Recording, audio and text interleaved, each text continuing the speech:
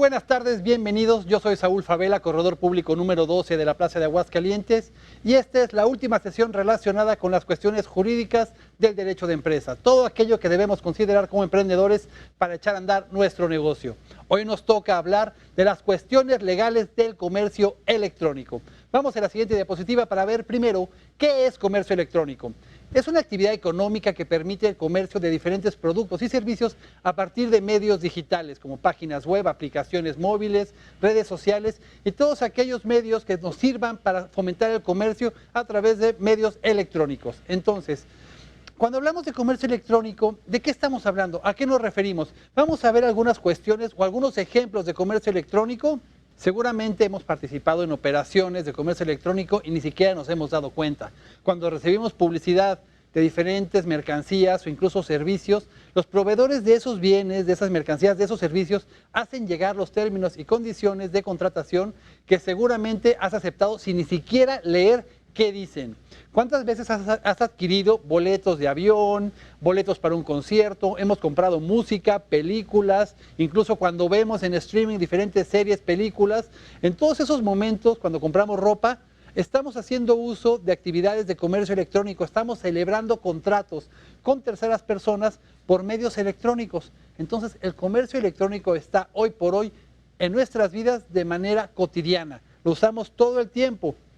Y entonces, si trabajas para una empresa, ¿cuántas veces la empresa para la que trabajas ha contratado por el internet alguna empresa, algún servicio en otra ciudad? Ha reservado boletos, ha reservado los hoteles o incluso comprado diferentes servicios que van a adquirir con gente que no conoces y que está probablemente en otro lado.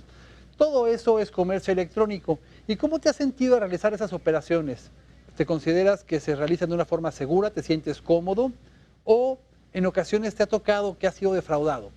Todo ese tipo de cosas son a las que nos enfrentamos en el momento en el que contratamos por medios electrónicos, por lo que hay muchas cuestiones que cuidar, tanto en el momento que adquiramos esos bienes y servicios por medios electrónicos, como cuando nosotros como emprendedores proponemos u ofrecemos nuestros servicios o nuestros productos por medios electrónicos. Entonces, tenemos que el comercio electrónico sí está regulado en México y esto no es nuevo, tiene más de 20 años.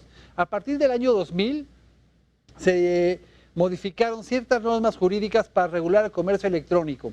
Y entonces tenemos que el Código de Comercio contempla que en los actos de comercio y en la formación de los mismos, que son contratos porque son acuerdos de voluntades, como ya lo vimos en las sesiones anteriores, podemos emplear los medios electrónicos, ópticos o cualquier otra tecnología para manifestar la voluntad. Es decir, tanto el comprador o el vendedor, el que adquiere el servicio como el que lo presta, manifiesten que están de acuerdo en los términos y condiciones en los cuales están ofreciendo y recibiendo los bienes o servicios. Y entendemos que por lo que se refiere a la Ley Federal de Protección al Consumidor, en ella se establece que el comercio electrónico otorga determinados derechos a los consumidores y obligaciones a los proveedores, en las que las operaciones que se celebran a través de medios electrónicos también están reguladas. Entonces, no solamente es que la ley contempla que se pueden realizar, sino que aquellos que prestan servicios por medios electrónicos deben entonces de cumplir con lo que establece la Ley Federal de Protección al Consumidor. Ahora bien, otra de las reformas que se dio en esa época, a principios de los años 2000, fue el Código Civil Federal. Este prevé que los contratos se pueden celebrar a través de medios electrónicos, ópticos o de cualquier tecnología, siempre que la información que se genere como prueba de estos contratos o la comunicación que surja a través de estos medios le sea atribuible a esa persona. Es decir, si solamente yo tengo acceso a mi correo electrónico y nadie más puede mandar correos desde mi email, entonces yo soy responsable de la información que salga de mi cuenta de correo, y el que la reciba en la otra cuenta se deberá ser responsable de esa cuenta de correo electrónico, por lo cual las comunicaciones que se den entre estas dos cuentas de correo electrónico se presume que son entre las personas firmantes, entre los titulares de esas cuentas de correo. Entonces, la condición que pone el Código Civil es que esa información obligue a las personas y se encuentre accesible para posteriormente ser consultada. De esta manera, las pruebas que se ponen a disposición de un juez, en caso de que sea necesario porque hay una controversia entre las partes, pueden ser consultadas y entonces se pueda determinar cuál fue la información que circuló entre ambas partes, cuáles son los acuerdos y por lo mismo los derechos y obligaciones de las partes como consecuencia de este contrato. Entonces, esas son las primeras reformas que tuvimos en México relacionadas con el comercio electrónico. Y vamos a ver entonces en la siguiente diapositiva, que es el punto 4 de la regulación, y nos dice que, por su parte, el Código Federal de Procedimientos Civiles otorga un valor probatorio a la información generada o comunicada que conste en medios electrónicos, ópticos y igualmente dice de cualquier otra tecnología. Entonces aquí lo que tenemos es que en caso de tener que acudir ante los tribunales, de iniciar algún procedimiento jurisdiccional, de tener que demandar o contestar una demanda, los medios electrónicos sí hacen una prueba. Se le llama que es una prueba documental.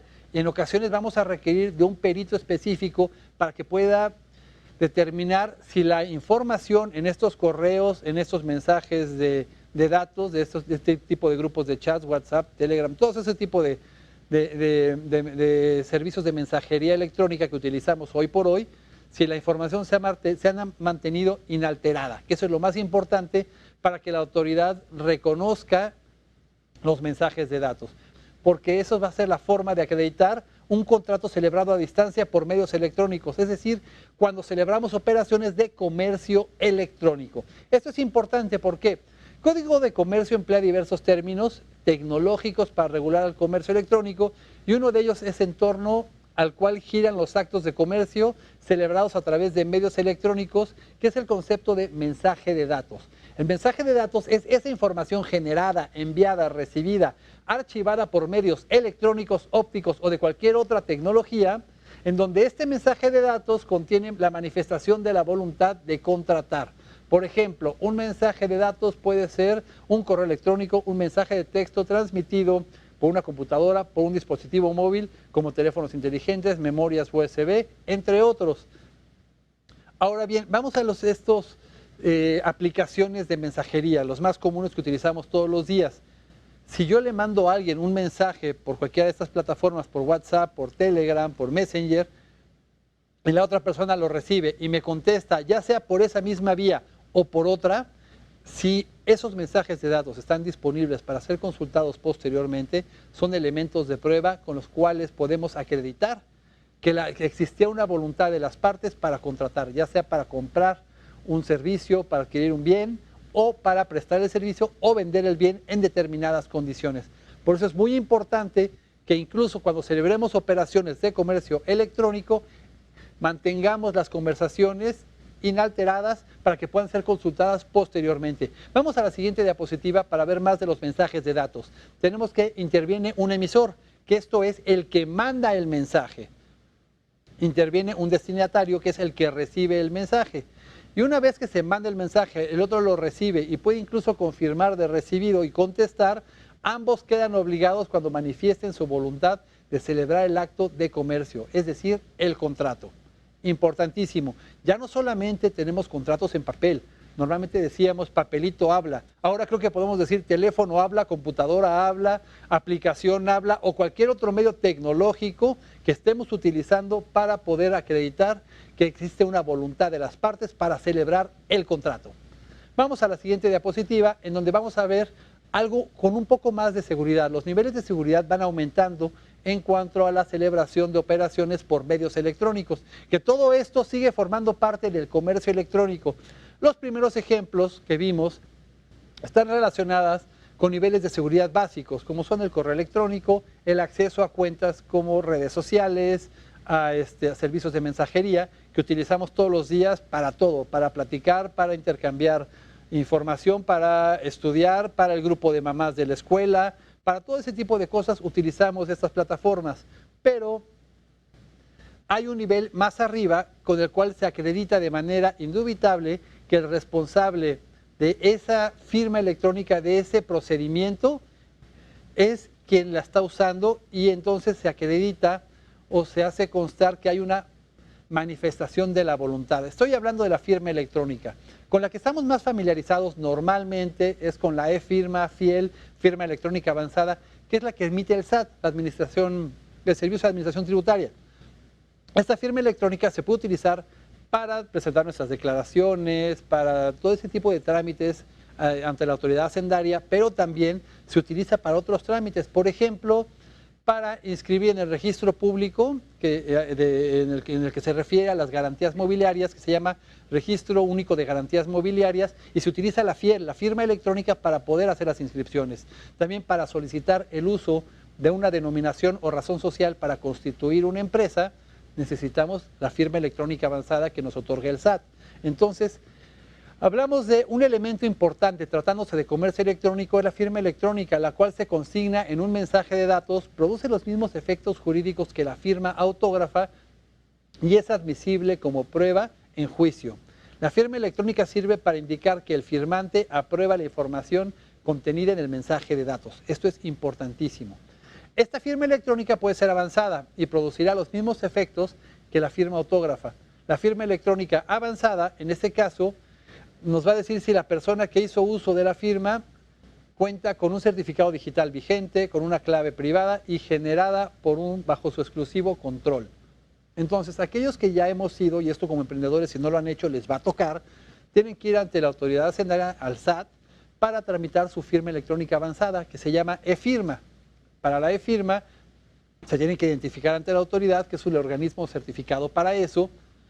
Les van a tomar algunas huellas biométricas, como en huellas digitales, incluso la lectura del iris, para acreditar que la persona que está ahí manifestando su voluntad de adquirir una firma electrónica avanzada es quien efectivamente dice ser, y por lo tanto nos hace responsables del uso que le demos a la firma electrónica avanzada.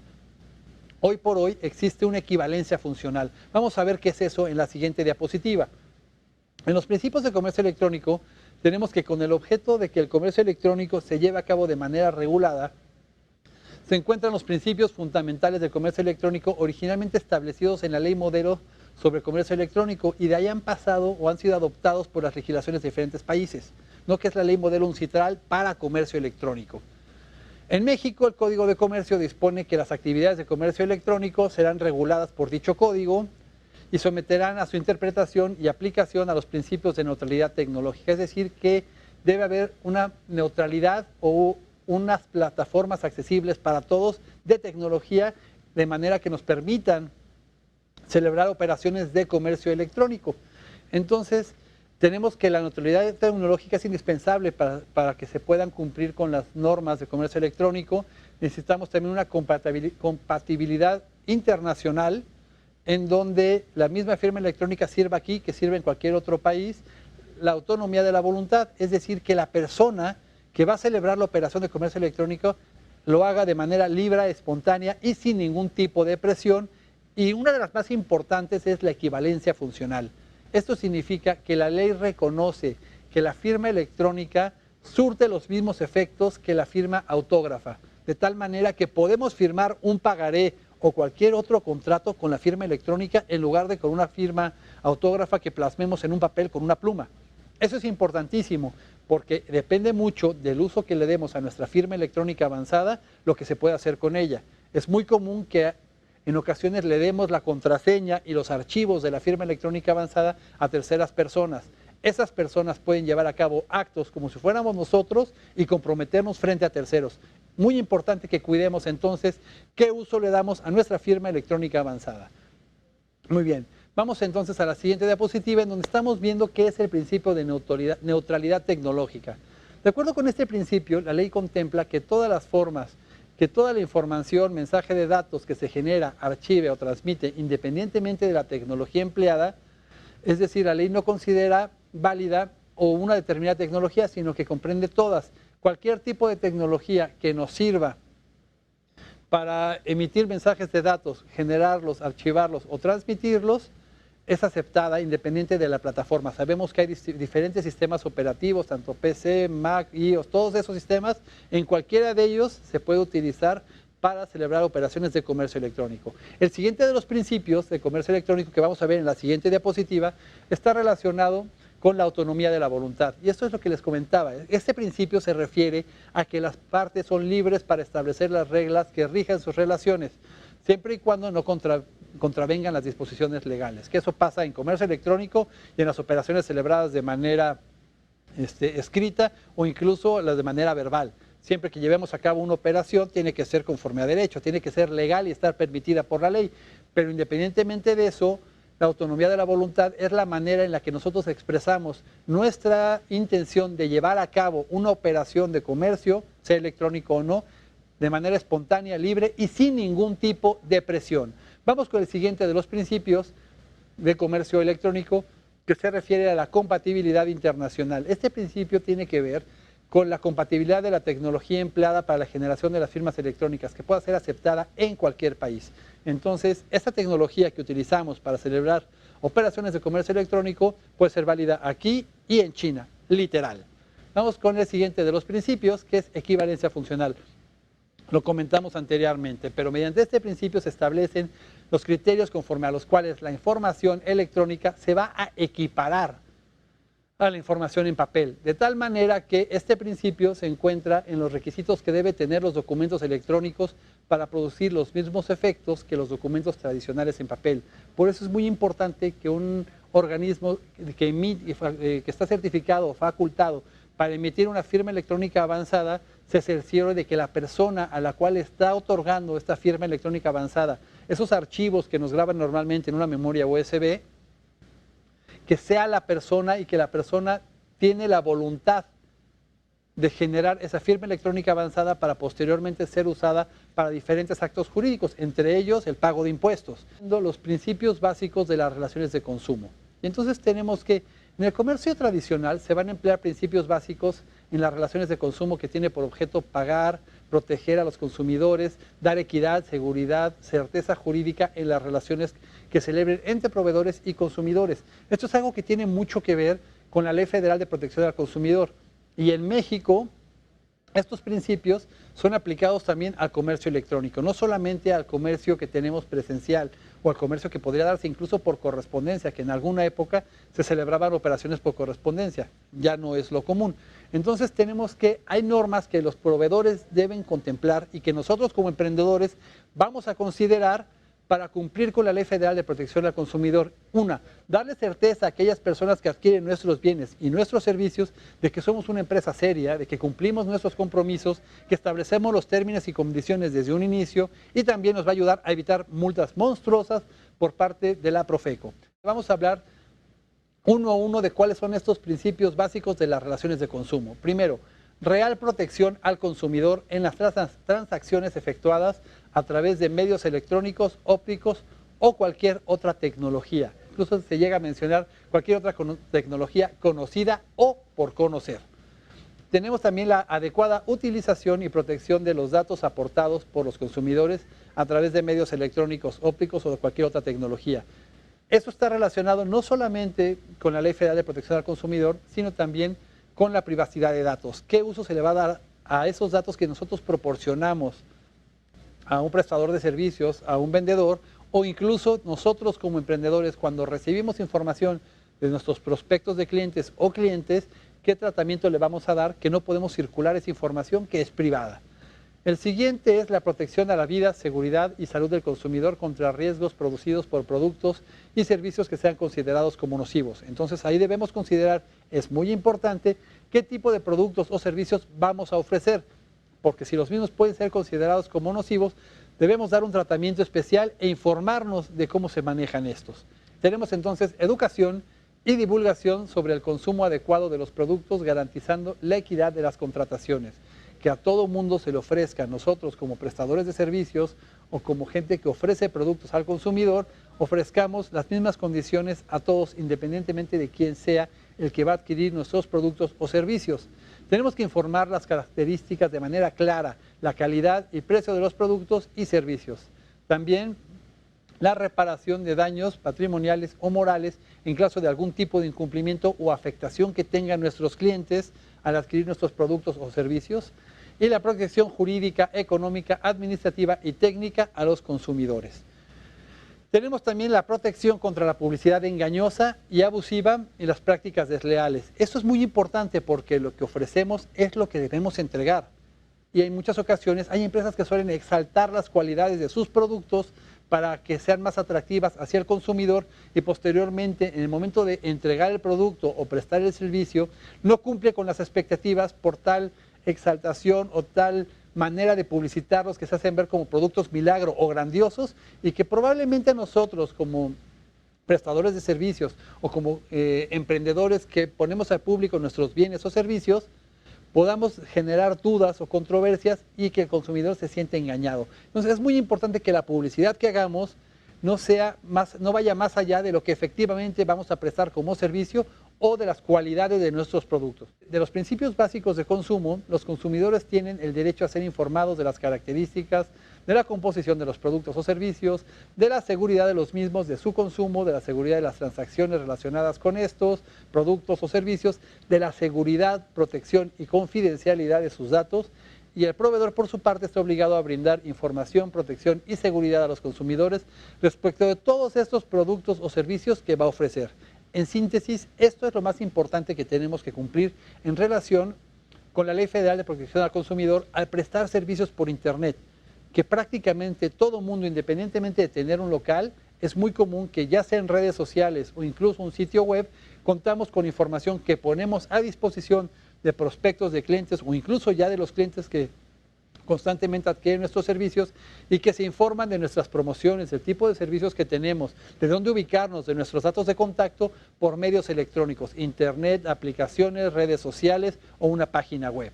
Entonces todo eso debemos considerarlo para cumplir con términos y condiciones, cumplir con la Ley Federal de Protección al Consumidor, con el aviso de privacidad que lo vimos ya en otra ocasión y que eso debe estar también contemplado en nuestro sitio web. En la siguiente diapositiva vamos a ver entonces que la Procuraduría Federal de Protección al Consumidor, conocida comúnmente como la Profeco, está encargada de fomentar una cultura de consumo responsable e inteligente, de la protección de derechos de los consumidores y podrá ejercitar acciones ante la autoridad judicial competente, así como denunciar ante el Ministerio Público de los hechos que puedan ser constitutivos de delito y que sean de su conocimiento. Además de que esta facultad de denunciar ante las autoridades competentes los actos que constituyan violaciones administrativas que afecten la integridad e intereses de los consumidores. Entonces, si bien la Profeco no solamente se encarga de revisar, puede sancionarnos con multas e incluso acudir ante los tribunales, acudir ante un juez para tratar de que obligar a cierto proveedor que no cumplió con los términos y condiciones del contrato ofrecido o de los bienes o servicios que puso a disposición del consumidor. Esto es importante considerarlo porque las multas de Profeco pueden ser altas, pero además las consecuencias pueden ser desastrosas para nosotros si no consideramos este tipo de cuestiones. Han sido 4 sesiones importantes en las cuales hemos platicado de las cuestiones que el emprendedor debe considerar para echar a andar el negocio o para hacer que nuestro negocio que llegue hasta el siguiente nivel. Sin embargo, no tratemos de hacer todo nosotros mismos. Es importante que en ocasiones, si hay un contrato muy especializado, si los términos y condiciones no sabemos cómo plasmarlos, no basta con copiarlos de otra página y pegarlos. Asesorarnos de la persona adecuada que pueda darnos los elementos para cumplir por la ley y sobre todo proteger nuestra inversión. Todo ese patrimonio que hemos venido forjando para hacer crecer nuestro negocio y posicionarnos como una empresa de excelencia ante los consumidores no se venga abajo. La Secretaría de Desarrollo Económico tiene muchos planes, acérquense a ellos. Nos están ayudando muchísimo con asesorías, con este tipo de mentorías, con cursos y créanme, una empresa que cuida muy bien las formas, que pone a disposición de los consumidores, de la gente que le va a comprar, los términos y condiciones, el manejo de datos y que pague impuestos, es una empresa que va a crecer. Negocio que no tiene para pagar impuestos no es negocio. Por mi parte es todo, ha sido un gusto estar con ustedes en estas 4 sesiones. Les recuerdo, mi nombre es Saúl Favela, soy el corredor público número 12 de la Plaza de Aguascalientes y cualquier cosa estoy a sus órdenes. Hasta la próxima.